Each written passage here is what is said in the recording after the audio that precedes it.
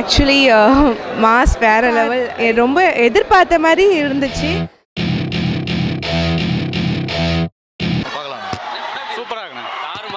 இது வரைக்கும் தமிழ் சினிமாவில் இந்த மாதிரி ஒரு கண்டென்ட் சொல்ல, ஸோ அதுக்காகவே இந்த படத்தை பார்க்கலாம் எல்லாரும்.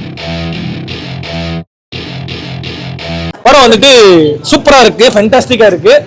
ஹை கைஸ், வணக்கம் நண்பர்களே. நாம் இன்றைக்கி என்ன பார்க்க போகிறோம்னா, சமூக வலையத்தில் இது வரைக்கும் வந்து தியேட்டரில் வந்து இன்ன வரைக்கும் வந்து பெருசாக வந்து பேச போயிருக்காருன்னா இந்தியன் 2 இந்த படத்தோட கதை தான் பார்க்க போகிறோம். இந்த இந்தியன் 2 படம் வந்து பார்த்திங்கன்னா 1996ஆம் ஆண்டு வந்து வெளிவந்த இந்தியன் 1, அதையே தொடர்ந்து வந்து அதே இதை வந்து அடுத்து வந்து இந்தியன் 2 வந்து இப்போ வந்து இயக்குனர் சங்கர் வந்து இயக்கியிருக்கிறாரு. அது மட்டும் இல்லாமல் இந்த படத்தில் கமல்ஹாசன் முன்னணி கதாபாத்திரம் வந்து அதிரடி கிரைம் த்ரில்லராக வந்து நடிச்சிருக்காரு. இப்படம் வந்து தமிழ் சினிமாவில் வந்து முன்னணி தயாரிப்பாளர் சுபாஷ் சங்கரன் வந்து தனது லைகா ப்ரொடக்ஷன் மூலமாக வந்து இது வந்து தயாரிச்சுக்கிறாங்க. இசையமைப்பாளர் அனிருத் வந்து இந்த படத்தை வந்து இசையமைச்சிருக்காரு. ஓகே, வாங்க இந்த படத்தில் உள்ள கதைக்குள்ளே போகலாம். இந்த படத்தில் மெயினாக கேரக்டர் யாருன்னு இருக்காங்கன்னா, நம்ம படத்துலனாலே வந்து எல்லா படத்துலையும் வந்து இளைஞர்னாலே நல்லா படித்தாலே வந்து வேலை கிடைக்கிறதே கஷ்டம். அந்த மாதிரி வேலை கிடைக்காமே சுற்றிக்கிட்டு இருக்கிறது தான் வந்து நம்ம படத்தில் மெயின் கேரக்டர் யார், நம்ம சித்தார்த்தை வந்து குட்டிக்கீரை நடிச்சுக்கிறாரு.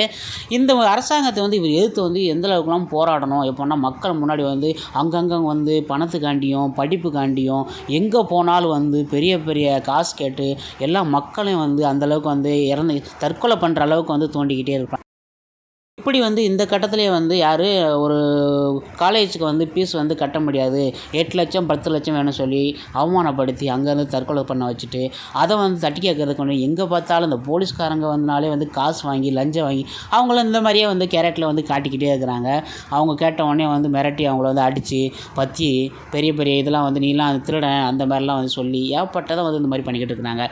இப்படியே வந்து எல்லா இதிலும் வந்து நடந்துக்கிட்டே இருக்குது. இந்த விதத்தில் வந்து தொடர்ந்து வந்து இந்தியன் 2லேயும் வந்து இந்த கதை வந்து நடக்குது. இதனால் வந்து இந்த சமூக ஆதரவால் வந்து எப்படி எதுக்கணும், பெரிய பெரிய அரசாங்கம்லாம் எதுக்கணும், இதுக்கு நம்ம எப்படியே இது பண்ணணும் அப்படின்னு சொல்லிட்டு ஒரு யூடியூப் சேனல் வந்து ஆரம்பிக்கிறாரு.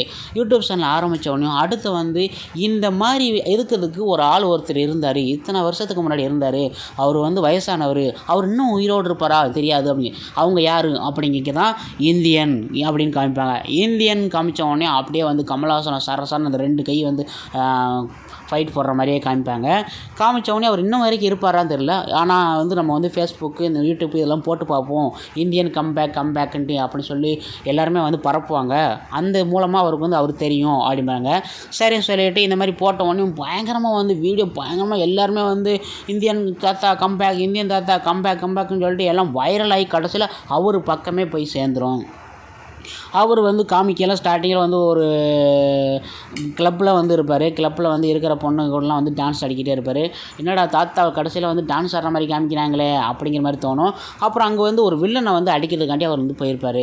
சரி, போன உடனே அவரும் வந்து இந்த மெசேஜை பார்த்து ஐ எம் கேம் அப்படின்னு சொல்லிட்டு ஒரு டிஃப்ரெண்ட்டாக ஒரு மெசேஜ் அனுப்பினோடனே இவர் தாத்தா வரான்னு சொல்லோனையும் இதில் வந்து பாபி சிம்காவை தான் வந்து வில்லனாக வந்து கேரக்டரில் வந்து போட்டுக்கிறாங்க. ஒரு போலீஸ் அதிகாரியாக இருப்பாங்க.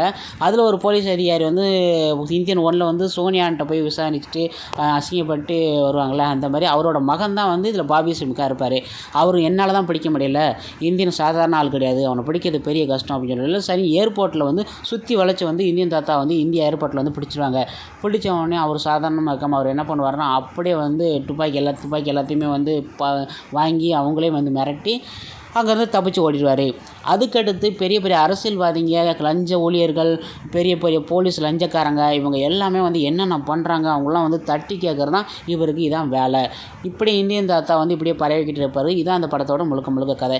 ஓகே ஃப்ரெண்ட்ஸ், உங்களுக்கு நம்ம வீடியோ பிடிச்சினா மறக்காம நம்ம சேனலை சப்ஸ்கிரைப் பண்ணுங்கள், லைக் பண்ணுங்கள், ஷேர் பண்ணுங்கள். இந்த படத்தை பார்க்கலாமா கேட்டால் பார்ட் 3 தான் வந்து எஸ்ஐ சூர்யா வந்து பார்ட் 3 தான் வராரு. அவரோட அப்பைக்கப்போ அவரை காமிப்பாங்க. அதுக்கடுத்து தான் அவரோட கதையே இருக்கு உங்களுக்கு. ஆனால் பார்ட் 2 வந்து சும்மா அந்தளவுக்கு வந்து சொல்கிற அளவுக்கு ஒன்றும் கிடையாது. பார்ட் 3ல் தான் இங்கே வந்து கதையே இருக்குது. ஓகே ஃப்ரெண்ட்ஸ், இந்த படத்துக்கு நான் கொடுக்குற ரேட்டிங் பார்த்தீங்கன்னா 5க்கு வந்து 3.5 கொடுக்குறேன். இந்த படத்தை பார்க்கலாமா கேட்டால் வீக்கெண்டில் போர் அடிச்சுன்னா பார்த்து என்ஜாய் பண்ணுற ஒரு மூவி. பட் இருந்தாலும் வந்து பாதியிலே வந்து தூக்கம் வந்துடும், அந்தளவுக்கு அந்த மூவி இருக்கும். பார்ட் 2க்கு அடுத்து தான் கொஞ்சம் ஒரு இன்ட்ரெஸ்ட்டாக ஏதோ ஓடிக்கிட்டே இருக்கும். இன்ட்ரெஸ்ட்டாக ஓடுதுன்னு சொல்லிட்டு உள்ளே போய் பார்க்க போயில அங்கே வந்து கதை வந்து முடிஞ்சிடும். அடுத்து பார்ட் 3ன்றாங்க. ஓகே ஃப்ரெண்ட்ஸ், நெக்ஸ்ட் வீடியோவில் சந்திக்கலாம். நன்றி, வணக்கம்.